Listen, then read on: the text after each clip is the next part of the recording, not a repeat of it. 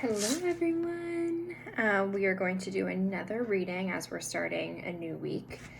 This week we are going to read Seahorses by Chris Butterworth and illustrated by Sean Lawrence.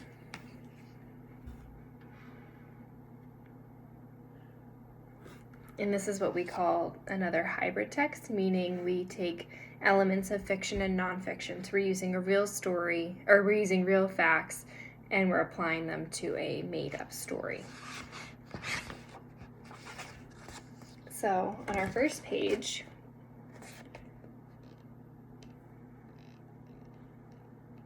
we have a spread of different types of seahorses. We have the spotted seahorse, the dwarf seahorse, the short-snouted seahorse, the zebra seahorse, Pacific short-headed seahorse. There's many, many different types of seahorses.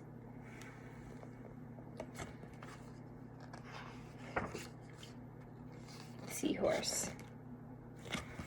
The shyest fish in the sea. In the warm ocean, among the waving seagrass meadows, an eye, like a small black bead, is watching the fish dart by. Who does it belong to? Seahorse, one of the shyest fish in the sea.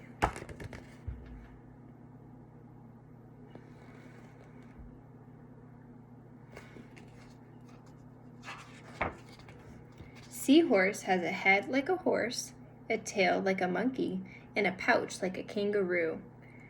This one is a barber's seahorse. He has tiny prickles down his back like a dragon. He may not look much like a fish, but that's what he is. Seahorse swims upright. He moves himself through the water and with the little fins on his head and the larger one on his back. So on this page, I noticed something, that we have larger text up here and teeny tiny text down here. Let me read that to see what it tells us. For a long time, no one was sure what kind of animal the seahorse was. Its scientific name is hippocampus, which means horse-like sea monster. So I'm going to make the connection that our big font is our story and our little font is the facts that we're going to learn.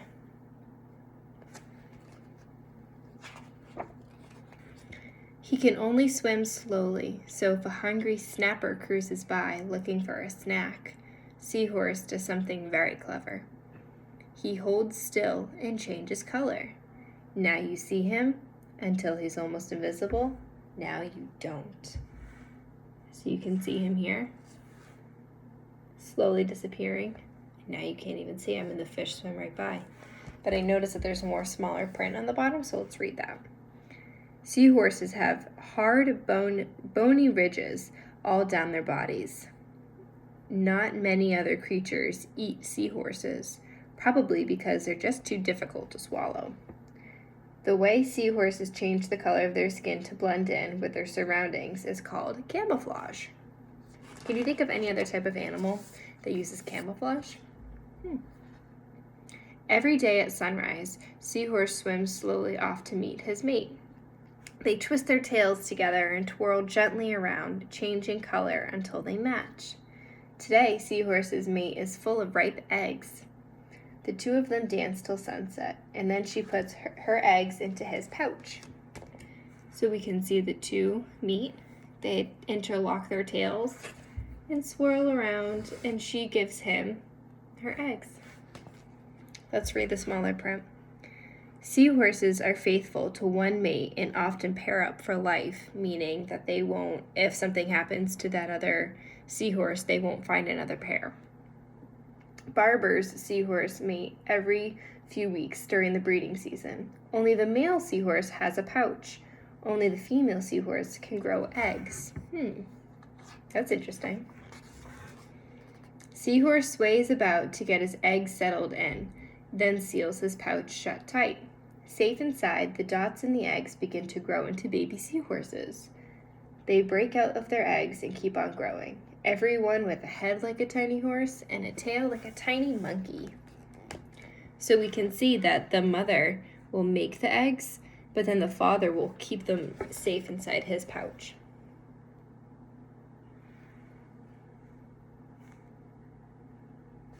Let's see what the tiny font says. Seahorses are the only male fish to get pregnant like this, growing their young inside their own bodies. So we were right. A few weeks later, Seahorse finds a quiet place to hide among the corals. It's time for the babies to be born. He works hard all day and through the night, bending, squeezing, and pushing, shooting hundreds of babies out of his pouch.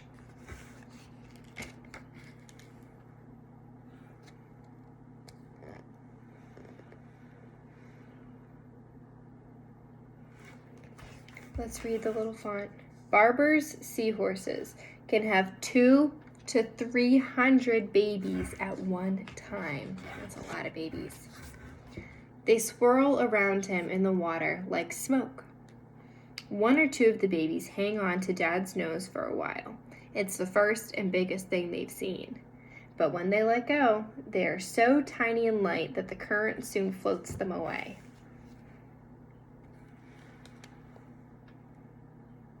You can see one of the babies here and the other baby up here. And what they mean by the current is that the water and the waves will push them around. Let's read the tiny font. Each tiny new seahorse is a perfect copy of its parents and is ready for life on its own as soon as it's born. That's interesting. I didn't know that. This new seahorse is only as long as your eyelash, but she can find her own food right away. Her eyes move separately from each other. One can peer up while the other looks down, so she can spot food coming in any direction. With one quick slurp, she sucks her catch into the end of her snout and swallows it whole. Seahorses don't have teeth.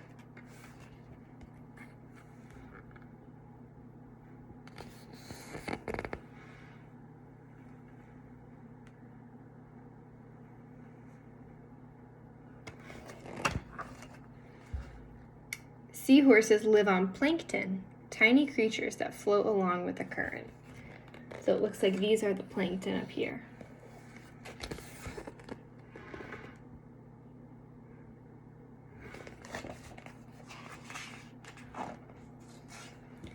When she is big enough, Seahorse curls up her tail and sinks onto the seabed.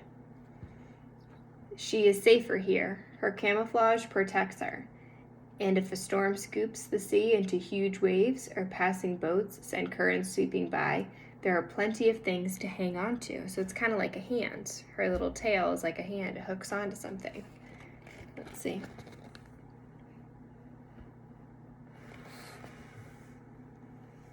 We can see her over here. She's hooked onto maybe a piece of coral. Let's read the small print. To drop lower in the water, seahorses tuck in their necks and roll up their tails. To rise higher, they uncurl themselves till they are almost as straight as pencils. Seahorses cannot live where the currents are very strong. They would be swept away. Seahorses have prehensile tails, which means they can grasp things tightly with them, meaning they're like hands, just like we predicted. You can see over here how they go down, they curl up their tail and sink. Over here to go up, they get as straight as a pencil and they rise up.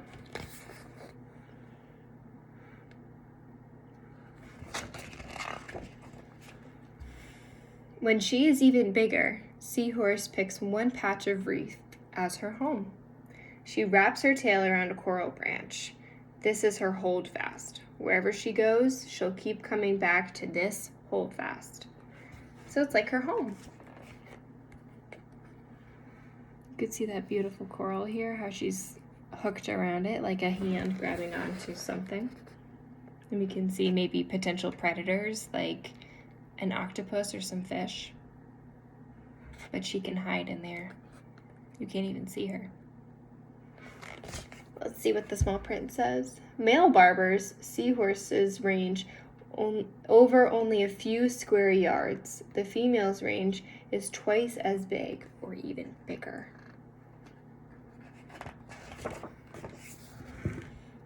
In a few months, this little seahorse will be ready to mate. She'll spend the rest of her life on the reef, watching for food, meeting her mate, and trying to stay almost invisible. Who's that peering from the coral? Shh, she's a seahorse.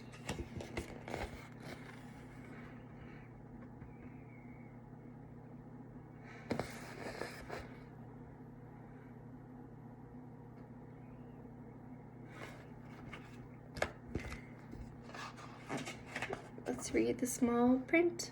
Barber's seahorses can mate by the age of 6 months and are fully grown at about a year.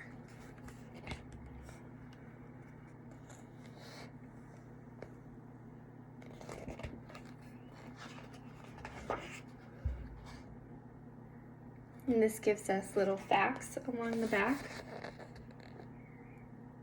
It tells us a little blurb about seahorses. Let's read it. About seahorses. The seahorses in this book are Barber's seahorses. You can see other kinds of seahorses on the pages at either end of the book. Marine zoologists think there are 35 seahorse species, but they may still find others. Many kinds of seahorses need protecting. Millions die each year when they are taken from seas to be sold and where humans disturb the quiet waters where they live. See it again on the last page. You can see all the different types. Wow, I learned a lot of new facts about seahorses that I didn't know before. I hope you guys enjoyed listening, and we'll do another reading in a couple of days. I hope everyone's staying safe, staying inside, washing your hands, and we miss you, and we will talk to you guys soon. Thanks for listening.